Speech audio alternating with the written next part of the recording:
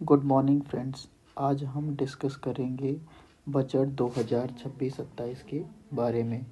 तो बजट 2026-27 के बारे में हम पूरी तरीके से आज डिटेल डिस्कशन करेंगे। तो हम शुरुआत करते हैं 2026-27 के बारे में। हमारी फाइनेंस मिनिस्टर निर्मला सीतारमण जी हैं जो 2026-27 का बजट पेश करेंगी। केंद्रीय बजट 2026-27 के बारे में जानने से पहले हमें डिस्कस कर लेते हैं बजट का इतिहास के बारे में। तो जो बजट का इतिहास है, भारतीय संविधान में बजट शब्द का प्रयोग नहीं किया गया है। उसके बिहाफ पे भारत में वार्षिक वित्तीय विवरण शब्द का प्रयोग किया गया है, जो भारत के संविधान में आर्टिकल 112 में इसका उल्लेख मिलता है, जबकि राज्य के विधानमंडल के लिए 202 का प्रावधान है आर्टिकल 202 में। सबसे पहले जो बजट है भारत में वो 1860 में एक अंग्रेज ब्रिटिश जो व्यक्ति थे जेम्स विल्सन, वो पेश करते हैं। और स्वतंत्र भारत का जो सबसे प्रथम बजट था उसे भारत के प्रथम जो वित्त मंत्री थे षणमुख चट्टी जी, वो पेश करते हैं। सबसे ज़्यादा बार बजट पेश करने का जो 10 बार मोरारजी देसाई, जो कि भारत के पूर्व प्रधानमंत्री भी रह चुके हैं, वित्त मंत्री, उन्होंने पेश किया है। और इस बार 1 फरवरी को बजट पेश किया गया। और इस बार बजट पेश करें निर्मला सीतारमण जी, जो भारत की वित्त मंत्री भी हैं, और ये 9वीं बार बजट को पेश की हैं। सबसे लंबे समय तक जो बजट भाषण का जो रिकॉर्ड है वो निर्मला सीतारमण के द्वारा ही है। लेकिन यदि हम शब्दों के बारे में डिस्कस करेंगे, सबसे ज़्यादा शब्दों जो बजट में जो शब्द का जो डिस्कशन करेंगे, तो उसमें मनमोहन सिंह जी जो पहले नंबर पे हैं।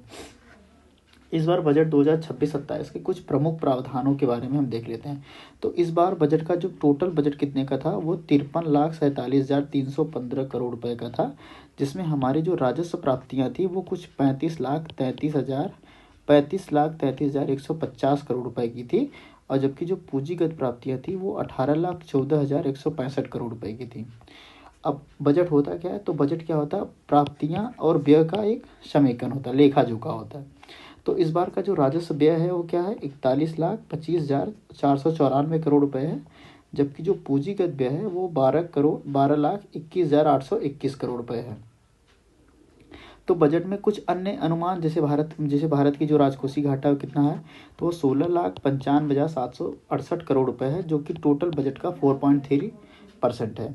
प्राथमिक घाटा कुछ 2,91,796 करोड़ रुपए, जबकि जो राजस्व घाटा है वो 5,92,344 करोड़ रुपए है। प्रभावी राजस्व घाटा क्या है? तो 99,642 करोड़ रुपए। ये इंपॉर्टेंट पॉइंट है, बहुत सारे एग्जाम में ये डायरेक्ट यहाँ से क्वेश्चन पूछ लेता है कि भैया राजकोषीय घाटा कितना है, या प्राथमिक घाटा कितना है, प्रभावी राजस्व घाटा कितना है। तो बजट में इस बार कुल 3 मेन कर्तव्य के बारे में बताया गया, जो मेन टारगेट पॉइंट है। तो हम क्या करें, पहले हमारा मेन जो लक्ष्य है, हम उत्पादकता को बढ़ाएंगे, साथ साथ आर्थिक विकास पे ध्यान देंगे। जन आकांक्षाओं की जो पूर्ति है उसे हम पूरा करेंगे, और सबका साथ सबका विकास की जो पॉलिसी है उसको भी हम आगे बढ़ाएंगे।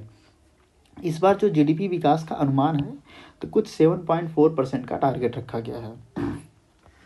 अब हम ये देख लेते हैं कि बजट में रुपए जो होते हैं वो रुपए कहाँ से आते हैं, और रुपए आते कहाँ से हैं, और रुपए जाने का सोर्स कहाँ होता है, मतलब कहाँ कहाँ खर्च किए जाएंगे रुपए। जैसे मान लीजिए 1 रुपए में 24 पैसे जो होता है वो आपकी उधार और अन्य देयता है, मतलब जो आपकी लाइबिलिटीज़ है, और जो अदर बोरोइंग और जो अदर लाइबिलिटीज़ है उस पर 24% खर्च होंगे। आपका इनकम टैक्स जो है इस 20% है। कारपोरेशन टैक्स जो निगम कर है वो 18%, जो मतलब जो कंपनियां वगैरह जो टैक्सेस देती हैं, वो भारत के टोटल टैक्स का 18% है। जबकि जो जीएसटी और अन्य कर है वो 15% है। सीमा शुल्क 4% है, जबकि केंद्रीय उत्पाद शुल्क कुल 6% है। अब भारत में रुपए कहाँ से आता है तो कंफर्म हो गया। अब हम देखेंगे रुपए जाने का सोर्स क्या क्या है। तो जो करों और शुल्क में जो टैक्स में राज्यों का जो हिस्सा है वो टोटल कितना है? 22% है। जबकि जो ब्याज जो हम लोग लेते हैं, वो ब्याज की जो अदायगी होती है वो 20% होती है। केंद्रीय क्षेत्र की योजना जो सेंटर स्पॉन्सर्ड स्कीम होती है उस पर कुल 17% जाएंगे। रक्षा क्षेत्र में हमें 11% खर्च कर रहे हैं। जो केंद्र की कुछ योजनाएं हैं जो CSS सेंट्रल स्पॉन्सर्ड स्कीम के तहत जो जाएंगी, केंद्र प्रायोजित योजना में 8%, और वित्त आयोग व अन्य अंतरण में कुल 7%। केंद्रीय क्षेत्र की योजनाएं मतलब जिसमें पूरा जो खर्चा होगा वो केंद्र सरकार करेगी, तो वो उसमें 17% का योगदान है। जो केंद्र प्रायोजित योजना है, मतलब जिसमें सेंटर स्टेट के पार्टिसिपेशन से जो खर्च होता है, उसमें कुल 8% का योगदान जाता है, पैसा जाता है। अब देख लेते हैं कि जो विभिन्न प्रकार के जो मंत्रालय हैं उनको कितना कितना रुपए फंड एलोकेट हुए। तो हमारे डिफेंस मिनिस्ट्री को सबसे ज़्यादा फंड मिले, लगभग 7,84,678 करोड़ रुपए। इस बार मिले हैं। होम मिनिस्ट्री को कुल 2.55 लाख करोड़ रुपए मिले हैं। शिक्षा मंत्रालय को 1.39 लाख करोड़ रुपए मिला है। हेल्थ मिनिस्ट्री को कुल 1.06 लाख करोड़ रुपए मिला है। एग्रीकल्चर को कुल 1.40 लाख करोड़ रुपए मिला है, जबकि एमएसएमई सेक्टर को कुल 24,566 करोड़ रुपए मिला है। अब हम इसके कुछ मेन जो मुख्य प्रावधान है, मतलब अलग अलग सेक्टर में कितना इन्वेस्टमेंट हुआ, कुछ अलग जो नए स्कीम इस बार लॉन्च किए जाएंगे उसके बारे में हम थोड़ा बहुत डिस्कस कर लेते हैं। तो हम सबसे पहले एग्रीकल्चर के बारे में, कृषि के बारे में देखेंगे। तो कृषि में इस बार टोटल बजट कुल कितना का रहा, तो 1.40 लाख करोड़ रुपए का कुल बजट है, जिसमें हम 9,967 करोड़ रुपए लगभग हम एग्रीकल्चर रिलेटेड जो एजुकेशन है उस पर और रिसर्च पे खर्च करेंगे। जबकि कृषि और के संबंध क्षेत्र पे जो बजट होगा उसके लिए कुल हम 1.62 लाख करोड़ रुपए खर्च करेंगे। इस बार हम नारियल के पुराने और कम उत्पादन वाले बागानों के पुनरुद्धार के लिए एक नया स्कीम चलाएंगे जिसका नाम है नारियल संवर्धन योजना। तटीय क्षेत्रों में नारियल और काजू के उत्पादन को बढ़ावा देने के लिए ये स्कीम चलाई जाएगी जिसका नाम है नारियल संवर्धन योजना। अब हम क्या करेंगे, भारत क्या करेगा, भारत 2030 तक में एक प्रीमियम ग्लोबल ब्रांड बनने की क्षमता में है, जो मतलब बेसिकली काजू और कोको के फील्ड में। इस बार भारत विस्तार नामक एआई टूल का भी विकास किया गया है। कृषि के लिए भारत विस्तार नामक एआई टूल का विकास किया जाएगा। ये क्वेश्चन इंपॉर्टेंट मार्क कर लीजिए, क्योंकि ये क्वेश्चन आपके एग्जाम में डायरेक्ट पूछा जा सकता है कि भारत विस्तार नामक जो एआई टूल है वो किस पर्पज़ के लिए लाया गया है। मत्स्य पालन को बढ़ावा देने के लिए कुल 500 जलाशयों और अमृत सरोवर का विकास किया जाएगा। दूसरा एक अन्य प्रावधान जो इस बार की इम्पोर्टेंट लिस्ट में है वो है महिला नेतृत्व वाली जो भी जितनी भी ग्रामीण इंडस्ट्रीज़ हैं उनके लिए प्रत्येक जिले में एक सी मार्ट की स्थापना की जाएगी। ये इंपॉर्टेंट है, सी मार्ट की स्थापना का विकास किया जाएगा। और अब हम दूसरा सेक्टर देखेंगे, विनिर्माण क्षेत्र मतलब मैन्युफैक्चरिंग सेक्टर देखेंगे, जिसमें हम सबसे पहले डिस्कस करेंगे इंडिया के सेमीकंडक्टर के बारे में। इंडिया सेमीकंडक्टर मिशन 2.0, इसके थ्रू हम क्या करेंगे, हाँ मतलब भारत देश का जो पर्पज़ है, उद्देश्य है कि भारत को वैश्विक स्तर पे चिप निर्माण का केंद्र बनाना, चिप मतलब सेमीकंडक्टर के निर्माण का जो केंद्र बनना है। दूसरा हम डिस्कस कर लेते हैं rare earth corridor. Rare earth corridor मतलब जो रेयर अर्थ मिनरल्स होते हैं उनके लिए भारत में कुल 4 ऐसे स्टेट का चयन किया गया है, जिसमें एक का नाम हो गया केरला, उड़ीसा, आंध्र प्रदेश और तमिलनाडु। ये रेयर अर्थ कॉरिडोर बनाए जाएंगे जिनका मेन काम होगा वो आपूर्ति पर निर्भरता को कम करना, महत्वपूर्ण खनिजों में देश को आत्मनिर्भर बनाना। जो भी रेयर अर्थ मिनरल्स हैं उनके क्षेत्रों में हम लोग को आत्मनिर्भर बनना है और हम अपने आपूर्ति जो एक्सपोर्ट होता है उस पर बेसिकली डिपेंडेंसी लाना है, मतलब जो सप्लाई चैन है उस पर हम लोग डिपेंड अपना स्वयं होंगे। कुल 3 समर्पित केमिकल पार्क्स बनाए जाएंगे, स्थापित किए जाएंगे। इस बार कंटेनर निर्माण योजना चालू किया जाएगा, जिसमें क्या गया अगले 5 वर्षों में कुल लगभग 10,000 करोड़ रुपए का प्रावधान किया गया है। 200 पुराने इंडस्ट्रियल क्लस्टर को पुनर्जीवित करके एक उत्कृष्ट एमएसएमई उद्यम बनाया जाएगा। रुपए 10,000 करोड़ से स्मॉल मीडियम इंटरप्राइजेस फंड की भी स्थापना की जाएगी। स्मॉल मीडियम इंटरप्राइजेस फंड की स्थापना लगभग 10,000 करोड़ रुपए से की जाएगी। ई कॉमर्स निर्यात को बढ़ावा देने के लिए कुरियर निर्यात पर 10 लाख रुपए की सीमा को समाप्त कर दिया गया है, जिससे क्या होगा कि हमारा जो ज्वेलरी सेक्टर है, हैंडीक्राफ्ट सेक्टर है या जो गारमेंट सेक्टर है, इसके निर्यात को बूस्ट मिल सके। वाराणसी और पटना में अंतर्देशीय जलमार्ग के लिए एक सीप रिपेयर इकोसिस्टम स्थापित किया जाएगा। वाराणसी और पटना में एक सीप रिपेयर इकोसिस्टम को स्थापित किया जाएगा। अब हम तीसरे सेक्टर की तरफ बढ़ेंगे जिसका नाम है पर्यटन सेक्टर। तो पर्यटन सेक्टर में हमारे सांस्कृतिक, आध्यात्मिक और धरोहर स्थलों का दस्तावेजीकरण के लिए national destination digital knowledge grid की स्थापना की जाएगी। इस बार की इंपॉर्टेंट पॉइंट है, national destination digital knowledge grid की स्थापना किसके लिए की जाएगी, तो सांस्कृतिक, आध्यात्मिक और धरोहर स्थलों के दस्तावेजीकरण के लिए किया जाएगा। दूसरा हम एक नया स्कीम चलाया जाएगा, राष्ट्रीय आतिथ्य संस्थान की स्थापना की जाएगी। 15 पुरातात्विक स्थलों का अनुभवात्मक सांस्कृतिक स्थल के रूप में विकसित किया जाएगा, जिसमें एक है धौलावीरा, राखीगढ़ी, हस्तिनापुर और सारनाथ। ये 4 जो हमारे जो सांस्कृतिक स्थल हैं उनको हम पुरातात्विक स्थल के रूप में डेवलप किए जाएंगे, जिसमें धौलावीरा और राखीगढ़ी हमारा इंडस सिविलाइजेशन का एक बहुत ही इंपॉर्टेंट साइट है। हस्तिनापुर और सारनाथ को भी डेवलप किया जाएगा।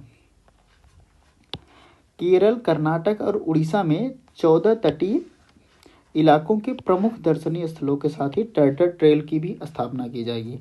तमिलनाडु, आंध्र प्रदेश में पुलिकट झील के साथ साथ पंछी विहार स्थल का भी विकास किया जाएगा।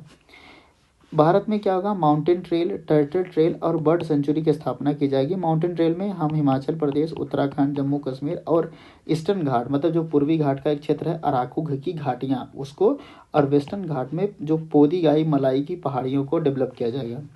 पूर्वोदय राज्यों, पूर्वोदय राज्य खासकर कौन कौन, बिहार, झारखंड, उड़ीसा और वेस्ट बंगाल में बेहतर कनेक्टिविटी को सुचारू रूप से चलाने के और 4000 ई बस के साथ एक नया पर्यटन का विकास किया जाएगा।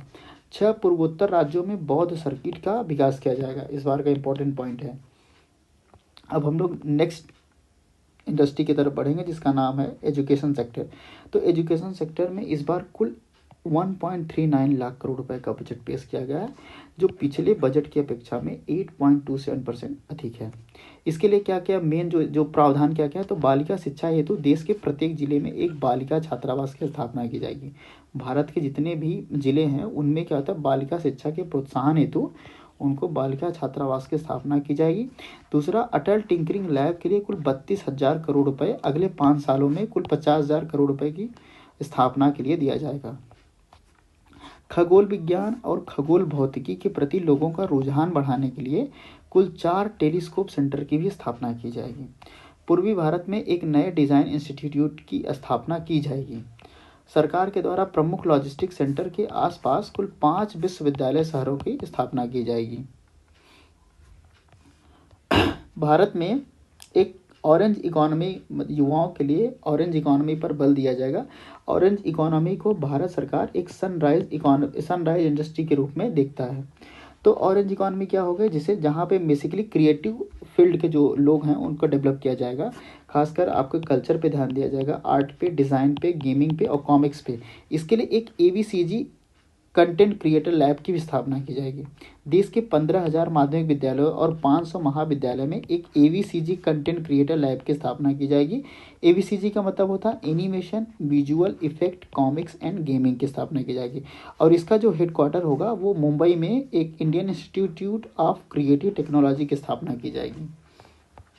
अब हम आगे हेल्थ सेक्टर पे बात कर लेते हैं। हेल्थ सेक्टर पे इस बार टोटल जो बजट है कुल 1.06 लाख करोड़ रुपए का बजट है।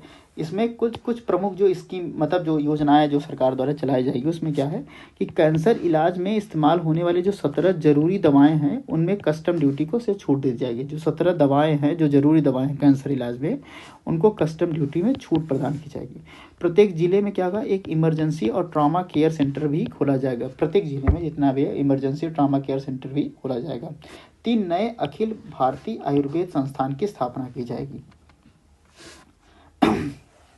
अगले 5 वर्षों में 1 लाख सहायक स्वास्थ्य पेशेवरों में वृद्धि की जाएगी। राज्यों को 5 क्षेत्रीय मेडिकल हब स्थापित करने में सहायता प्रदान की जाएगी।